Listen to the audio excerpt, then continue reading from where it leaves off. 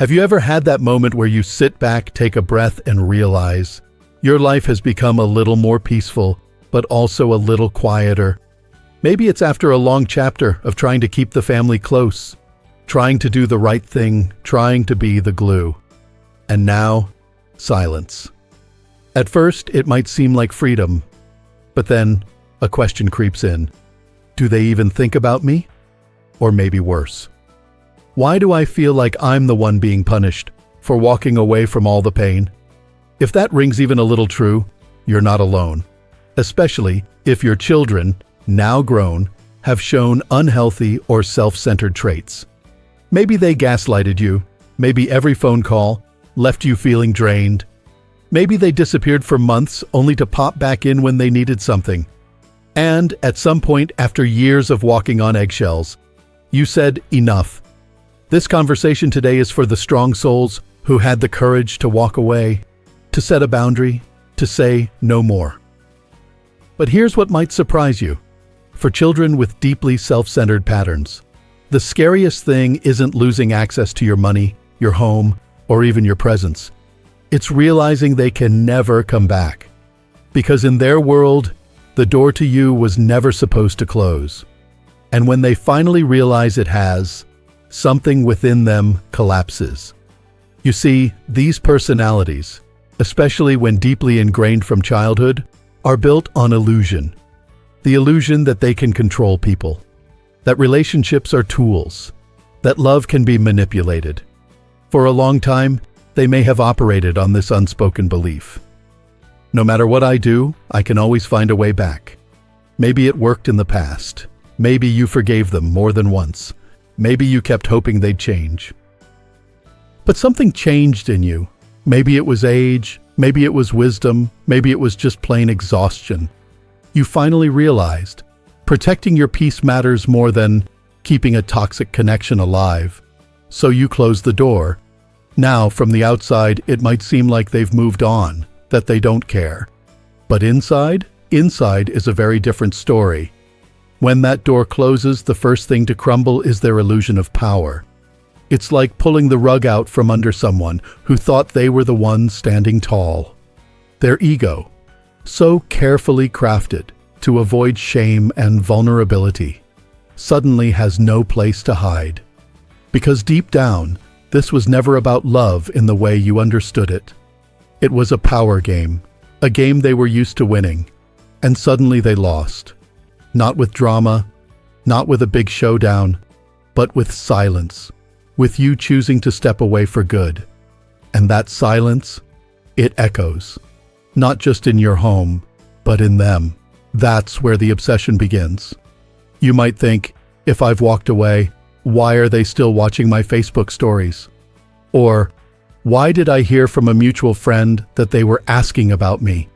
Why the sudden messages after months, or even years, of nothing? It's because your silence did something they didn't expect. It revealed something they can't unsee. That they don't have the power they thought they had. And now they can't stop thinking about it. But not in a way that brings healing or insight. Not in a way that makes them say, I hurt my mom, I should apologize. No, that would require self-awareness and accountability. What happens instead is a loop, a kind of mental hamster wheel, where they replay every interaction with you, not to understand your pain, but to figure out where they lost control. They think, what did she say that made her stop answering? Or, if I had acted more sorry, would she have caved? They obsess over how to reverse your boundary, not respect it. This isn't love, it's ego. They might start testing small ways to reconnect. Maybe they accidentally send a text. Maybe they like a photo of yours from 2 years ago. Maybe they try to go through someone else, another relative, a sibling, even your grandkids, to pass along a message. Not to rebuild trust, but to reopen the door, just enough to step back inside. But here's the hard truth. These attempts don't come from guilt or healing. They come from the shadow part of them that refuses to face the truth, that you no longer want to play the role they assigned you, and that's terrifying for them. You see, people like this build a version of themselves that looks confident, successful, even charming.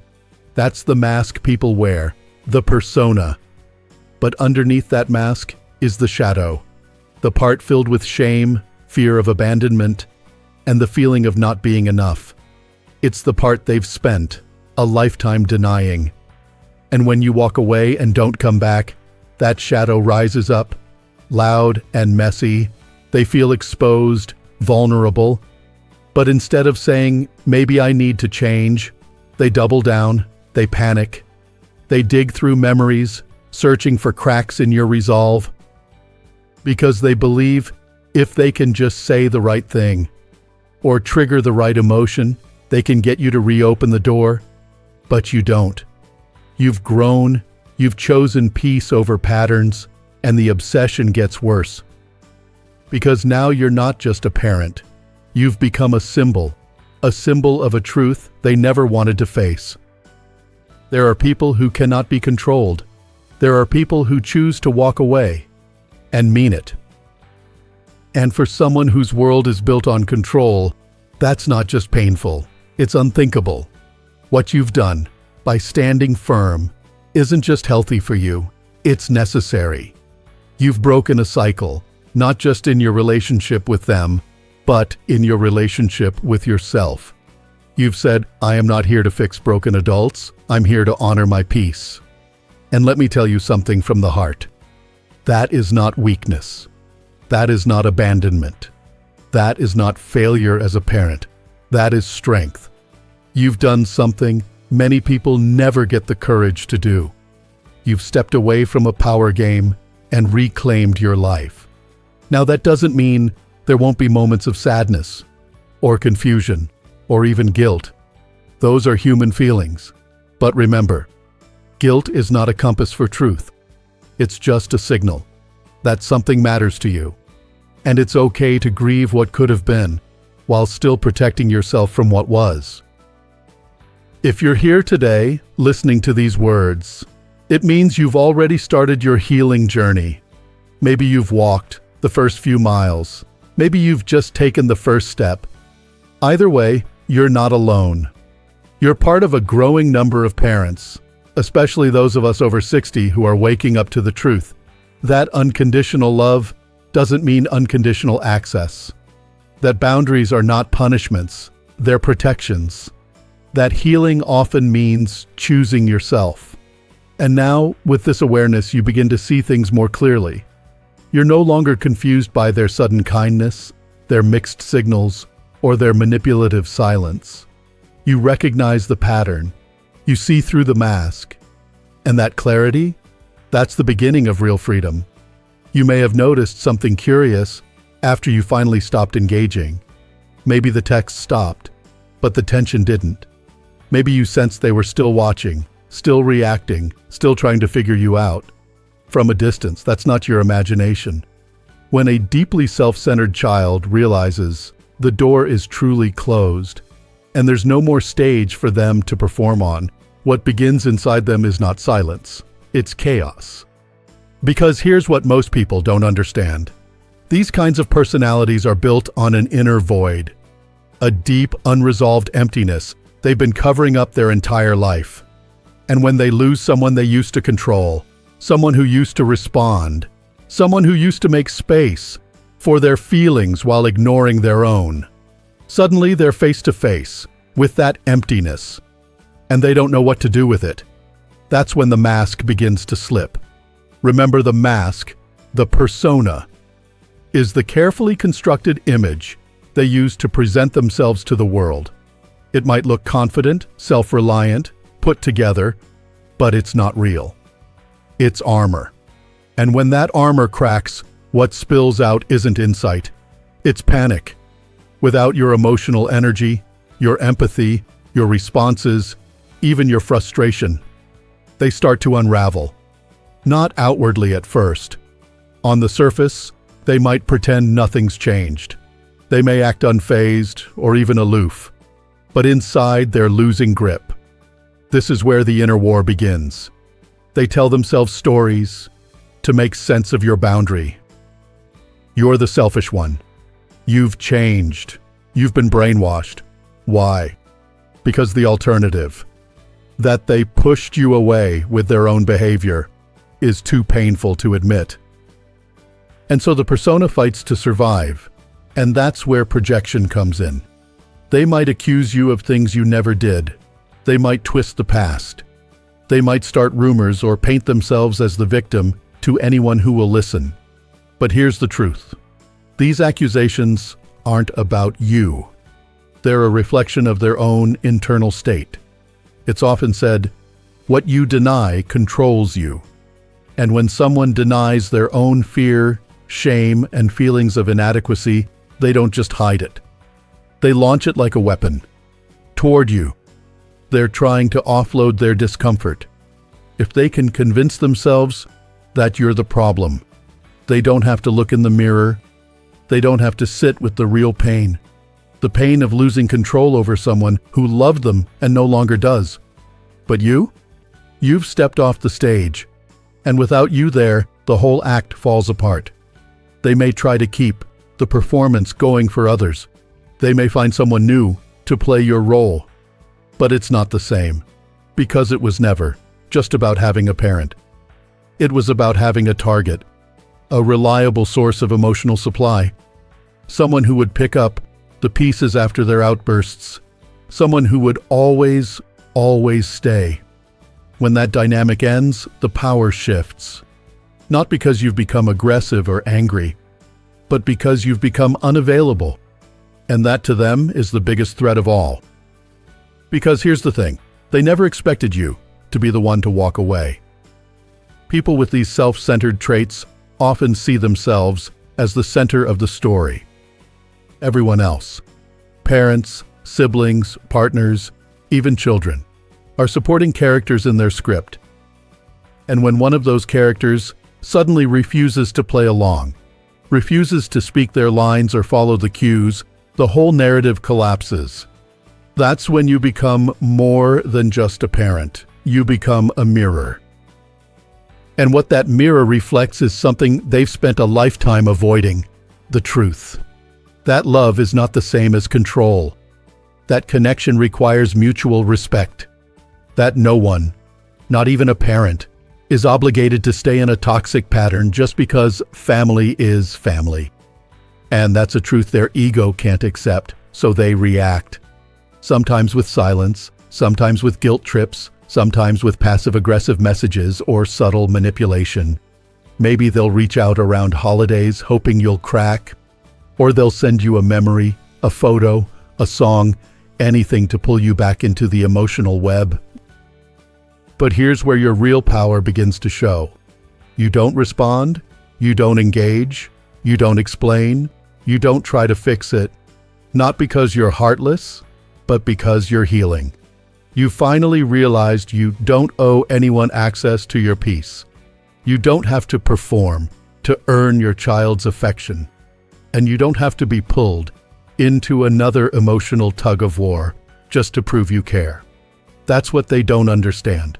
Your silence is not revenge, it's recovery. And it's in that silence that something powerful happens, not just for them, but for you. You begin to hear your own thoughts more clearly. You start noticing how much energy you used to spend trying to manage their moods. You feel lighter, sometimes sad, yes, but also relieved, like someone who's been holding a heavy bag for years and finally puts it down. And as you stand there, not on the stage of their story, but on the ground of your own life, you begin to realize something beautiful. You are not responsible for their growth. You are not their therapist. You are not their punching bag. You are not their second chance. You are a person, a full, complex, worthy human being, with limits, with needs, with a right to joy. This realization doesn't come all at once, and it doesn't always feel good. There may be grief. There may be flashbacks to the good times, or doubts about your decision. That's okay. That's normal.